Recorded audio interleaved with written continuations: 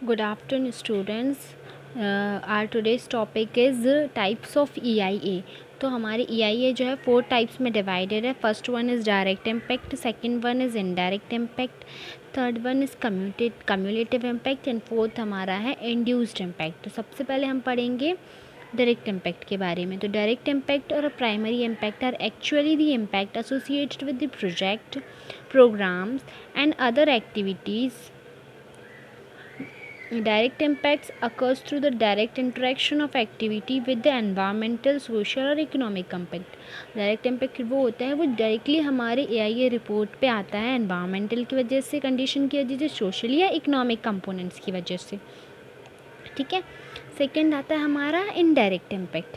Indirect impact क्या होता है?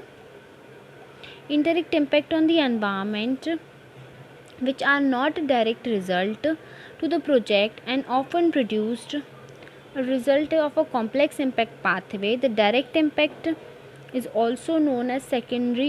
Indirect impact is also known as secondary or third level impact. ठीक है. हम indirect impact को second level impact भी बोल सकते हैं हमारे direct impact के बाद. ठीक है. वो हमारी AIA रिपोर्ट पे डायरेक्टली नहीं पड़ता है, एज अ इनडायरेक्ट वे हमारी AIA रिपोर्ट में वो क्रिएट होता है. ठीक है. For example construction of highway, airports, dams में जो प्रॉब्लम्स आती हैं इनडायरेक्टली, वो हम इनडायरेक्ट इम्पैक्ट में कैलकुलेट कर.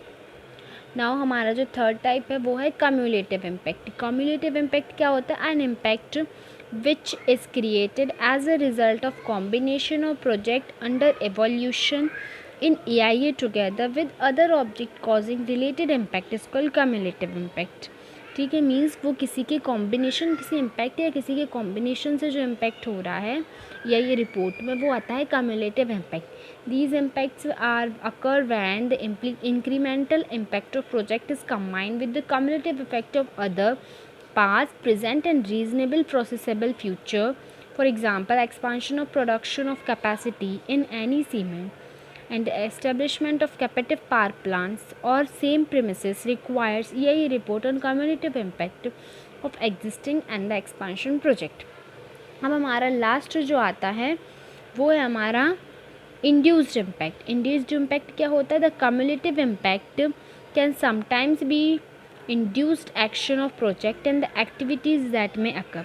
The action under assessment when implemented may result in growth including and the other effect related to the induced changes through the pattern of future land use, additional road networks, population density की वजह से जो हमारे इस पर impact हो रहा है. The cumulative impact due to the induced development are the qualified because of higher level of uncertainty involve. जो हमारा कम्युलेटिव इम्पैक्ट है उसके अंडर में जो इम्पैक्ट आता है, उसके अंडर में जो इम्पैक्ट है उसको हम इंड्यूस्ड इम्पैक्ट कह सकते हैं. मतलब जो हमारा इंड्यूस्ड इम्पैक्ट है वो कम्युलेटिव इम्पैक्ट का ही एक टाइप है. ठीक है. तो इस तरीके से हमारे 4 टाइप्स ऑफ इम्पैक्ट होते हैं: direct impact, indirect impact, cumulative impact and induced impact. तो ये हमारी EIA रिपोर्ट में these are the types of impacts which we have to study. ठीक है. अब इसके बाद हम नेक्स्ट टॉपिक हमारे नेक्स्ट लेक्चर में करेंगे.